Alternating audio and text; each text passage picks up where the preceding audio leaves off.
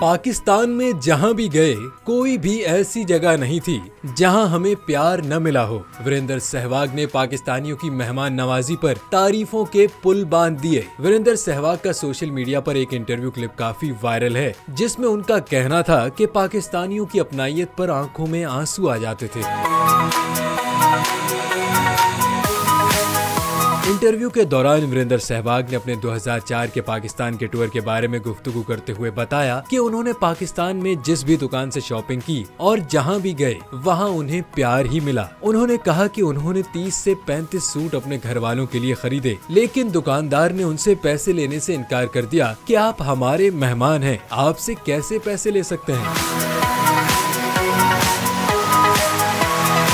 Interview के दौरान सहवाग का कहना था कि वहाँ लोग हमसे हमारे बारे में पूछते थे कि आप किस शहर से हैं। लोग अपनी पुरानी निस्बत इस शहर से मुतल्लिक बताते थे, जिससे हम जज्बाती हो जाते थे। उनका कहना था कि पाकिस्तान और भारत दो भाई हैं जो अलग हो गए हैं।